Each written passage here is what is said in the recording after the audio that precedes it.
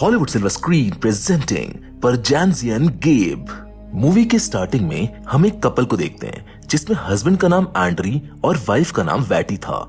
दोनों एक जगह पर बैठकर प्रेयर कर रहे थे जिसमें वो बार बार एक ही बात दोहरा रहे थे कि उनको एक जॉब मिल जाए जिससे उनके सारे डेट्स क्लियर हो जाएंगे और उनके पास पैसे आ जाएंगे, जिसमें हम इस बात को समझ सकते हैं कि इनकी फाइनेंशियल कंडीशन काफी खराब है। अब उसी वक्त वहाँ पर बारिश होने लगती है जिसकी वजह से इन दोनों को वहाँ से घर लौटना पड़ता है। अब घर पर जाकर वेती को पता चलता है कि वो माँ बनने वाली है, पर ये बात वो एंड्री को नहीं बताती। आगे दोनों जब खाना खा रहे होते हैं तब वैती की नजर न्यूज़पेपर में पड़ती है जहाँ पर उसको एक जॉब का इश्तेहार दिखता है जिसमें काफी अच्छे पैसे मिल रहे थे, जिसके बदले उन्हें बस एक ग्रैंडमा की केयर करनी थी। इस अपॉर्चुनिटी को देखते हुए वैती इस काम को करने का मन बना लेता है। नेक्स्ट डे दोनों दिए हुए एड्रेस पर पहुंच जाते हैं। अब यहाँ आने से पहले दोनों ने ऑलरेडी डिसाइड कर लिया था कि उन्हें वहाँ क्या बोलना है। यहाँ हमको ये पता चलता है कि वैती नर्सिंग में ग्रेजुएट है और एंड्री पहले ही अस्पताल के मॉर्चरी में काम कर चुका था।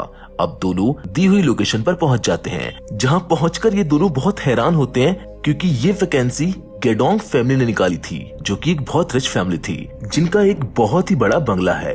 अब अंदर जाने के बाद दोनों का इस जॉब के लिए इंटरव्यू लिया जाता है जो खुद इस फैमिली का ग्रैंडसन साता ले रहा होता है। दोनों से इस इंटरव्यू के दौरान काफी चीजें पूछी जाती हैं जिसका दोनों बड़ी चालाकी से जवाब देते हैं। एंड्री सैटा को ये बताता है कि उसने अस्पताल में काम किया है, पर वो उसको ये नहीं बताता कि उसने काम मॉर्चुरी में किया है। ऐसे ही वैती भी कहती है कि वो नर्सिंग से ग्रेजुएट है, पर ये नहीं बताती कि उसने आज तक इसको प्रैक्टिस नहीं किया है। एनीवेज वो दोनों काफी कॉन्फिडेंट होकर जवाब देते हैं और सैटा को उनका फनी नेचर काफी अच्छा लगता है, जिसके बाद उन्हें ग्रैंडमा के केयर के लिए रख लिया जाता है। अब आगे इन्हें बंगलों में रहने के लिए एक बहुत बड़ा रूम भी दिया जाता है जो इनके लिए अनएक्सपेक्टेड था, पर इससे दोनों बहुत खुश हो जाते हैं। जिसके बाद सैटा इन्हें बंगलों के फार्म, गार्डन सबके बारे में बताता है और एंड में इन्हें अपनी ग्रैंडमा दासा से मिलाता है। इन्हें दासा का ही ख्याल रखना था। अब नेक्स्ट मॉर्निंग हम सभी को गार्डन में देखते हैं जहाँ टेडजो नाम का लड़का आकर दासा को कुछ मैग्नोलिया फ्लावर्स देता है क्योंकि दासा को वो फ्लावर्स खाना पसंद था और टेडजो का यही काम था कि वो हर सुबह आकर ये फ्लावर्स उनको देता था। अब सैटा वैती और एंड्री को सारे काम समझाकर अपने काम से बाहर चला जाता है। वो मोस्टली काम के सिलसिले में बाहर ही रहा करता था।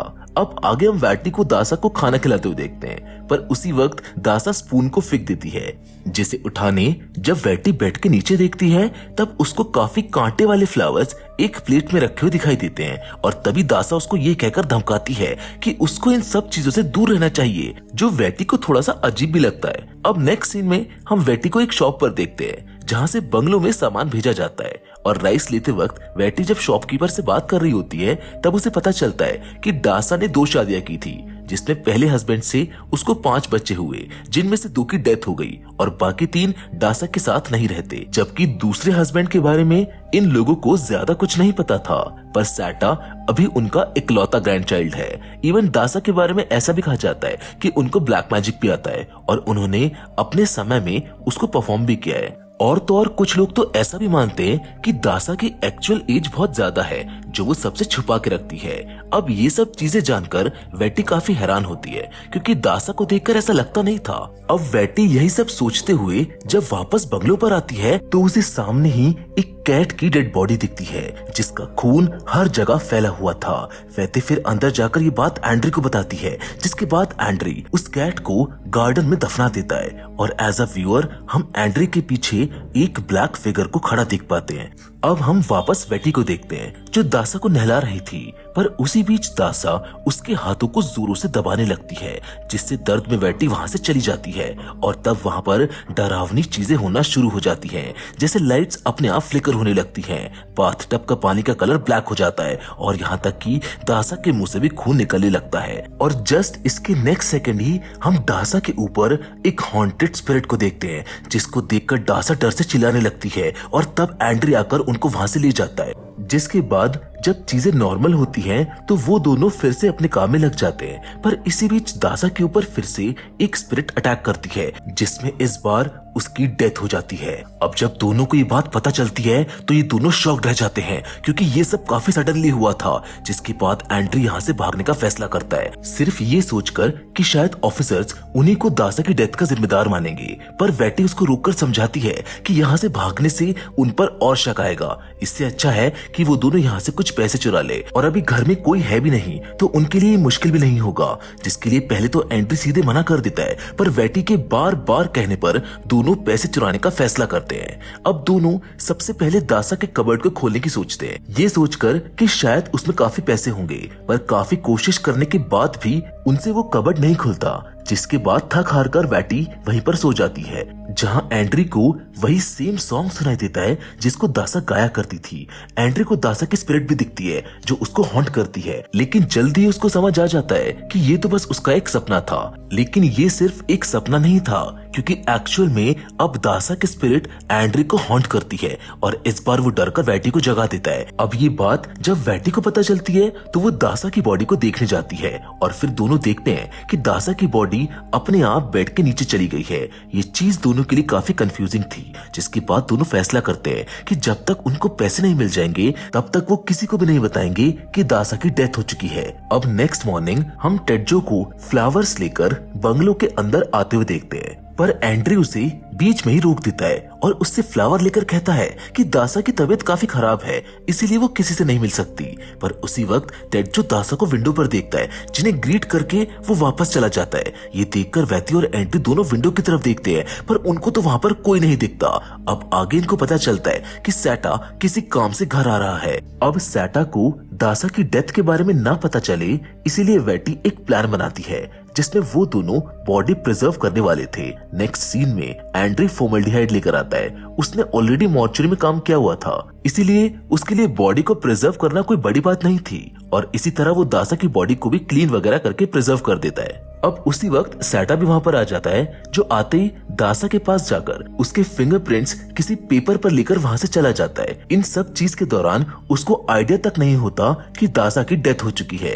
अब आगे एक कपल दासा की बॉडी को व्हीलचेयर पर घर से बाहर लाते हैं, सिर्फ ऐसा प्रिटेंड करने के लिए कि वो जिंदा है। पर जब वो शॉप के पास पहुंचते हैं तब शॉप का ओनर और टेड्जो दासा के साथ बहुत कैजुअली बात करने लगते हैं, जैसे कि दासा उन्हें उनकी बातों पर रिप्लाई दे रही हो। अब देखने में ऐसा लग रहा था कि दासा वहां पर खड़े सभी लोगों से बात कर रही है, पर ये चीज बस वेटी और एंड्री को नहीं दिख रही थी। अब घर आकर इन दोनों को अचानक से ये पता चलता है कि दासा के बेडशीट और पिलो कवर्स में काफी पैसे छुपाए हुए हैं, जिसके बाद दोनों पैसों को लेकर उसी रात वहां से भागने का फैसला करते हैं। पर उससे पहले वेती दासा की डेड बॉडी को डिसरिस्पेक्ट करते हुए उसके साथ जोक करने लगती है और उसका फेवरेट गाना भी गाने लगती है, जिसके बाद वहां की लाइट्स चली जाती हैं और लाइट्स के जाते ही वेती को दासा की स्पिरिट पजेस कर लेती है। यहाँ एंड्री जब दासा की स्पिरिट को देखता है तब वो भी बेहोश होकर वहीं पर गिर जाता है। अब नेक्स्ट मॉर्निंग जब इन दोनों को होश आता है तब एंड्री वहां से जाने का फैसला करता है, पर उससे पहले वेती उसको रोक लेती है क्योंकि उसने फाइनली दासा के कबर्ड को खोल दिया था। जिसके बाद कबर्ड के अंदर जाते ही ये दोनों हैरान हो जाते हैं क्योंकि अंदर एक अलग ही कमरा था जो काफी सीक्रेटली वहां पर छुपाया गया था।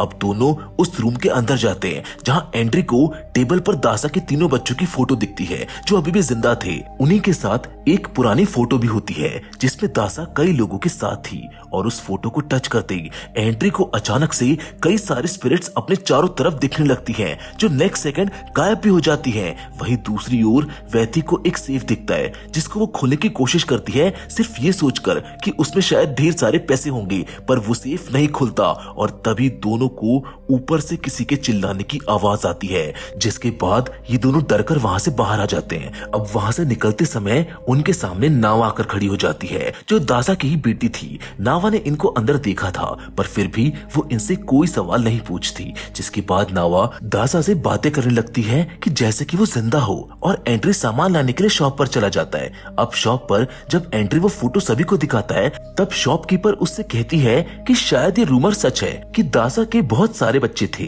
ऐसा कहते हैं कि दासा के हर बर्थडे पर उसके एक बच्चे की डेथ होती थी। अब ये बात यहाँ पर और अजीब हो जाती है जब एंड्री गौर करता है कि दासा ने अपने सारे बच्चों के नाम नंबर्स पर रखे थे, जैसे नवा, नवा का मतलब 99 होता है, और सेटा जिसे सप्ताह भी इस मूवी में कहा गया था उसका मतलब 100 है। यहाँ उसको ये भी पता चलता है कि अगले दिन दासा का बर्थडे भी है।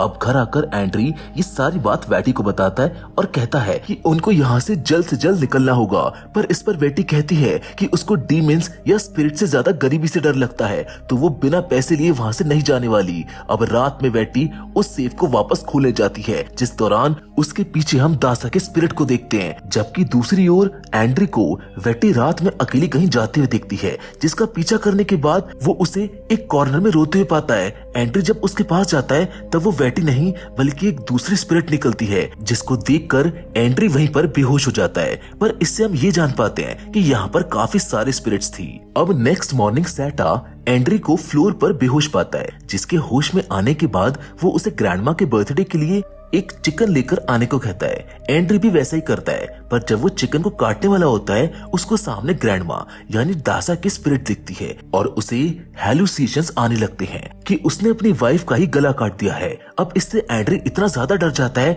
कि वो जाकर दासा की डेथ वाली बात सेटा और नावो को बता देता है, पर सेटा को तो उस पर भरोसा ही नहीं होता क्योंकि दासा पूरी तरह से ठीक थी और जिंदा भी थी। एंड्री भी उस वक्त दासा को जिंदा देखता है, जिसको देखकर उसके भी होश उड़ जाते हैं। अब इस कपल में फिर से फाइट होने लगती है, जहां एंड्री घर छोड़ने की बात कर रहा था, पर वैटी इतना सब देखने के बाद भी पैसे लेकर ही यहाँ से जाना चाहती थी, और इसका वो एंड्री को रीजन भी बताती है कि वो माँ बनने वाली है और वो चाहती है कि उसके बच्चे की परवरिश में किसी तरह के पैसों की कमी ना हो। ये चीज एंड्री को भी एक स्ट्रॉन्ग मोटिवेशन देती है, और रात में जब सब पार्टी की तैयारी कर रहे होते हैं तब दोनों फिर से उस सेफ को लूटने जाते हैं, और इस बार वो दोनों उस सेफ को खोल भी लेते हैं। वहां से इन दोनों को कई सारी गोल्ड ज्वेलरी और ब्रिक्स मिलती हैं, जिसको दोनों चुराकर वहां से भागने लगते हैं। पर इससे पहले कि एंड्री रूम से बाहर आता, उसे एक स्पिरिट रूम के अंदर खींच लेती है और गेट लॉक करके उसको टॉर्चर करने लगती है, जिसके बाद एंड्री बेहोश हो जाता है और फिर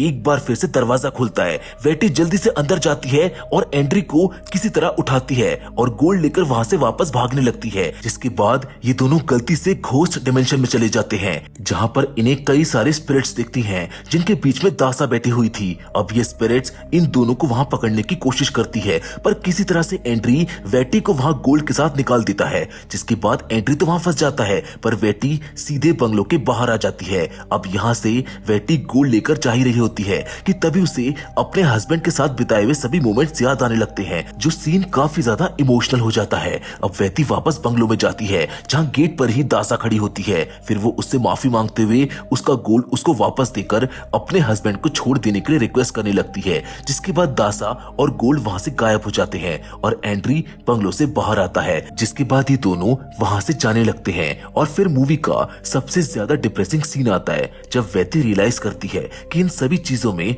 उसका मिसकैरेज हो चुका है, यानी कि उसके बच्चे की डेथ हो गई है, और इसी दुख के साथ दोनों वहां से चले जाते हैं। अब मूवी के एंड सीन में हम एस्टा को देखते हैं, जो दासा की ही बेटी थी। आज वो उनके बर्थडे पर उनसे मिलने भी आ रही थी, पर रास्ते में बड़ी अजीब तरीके से एस्टा की कार का एक्सीडेंट हो जाता है, जिसके बाद उसकी डेथ हो जाती है, और एंड में दासा को दिखाते हुए ये फिल्म यहीं पर खत्म हो जाती है। अब एंड सीन और अगर थ्योरी की बात करें तो मेरे ख्याल से दासा ब्लैक मैजिक किया करती थी, जिससे वो इमॉर्टल हो सके, और शायद वो इमॉर्टल हो भी चुकी थी, जिसे सिर्फ बरकरार रखने के लिए वो अपने बच्चों की बलि देती थी, जो वो अपने बर्थडे के दिन किया करती थी, और ऐसे ही उसने एस्टा के साथ भी किया।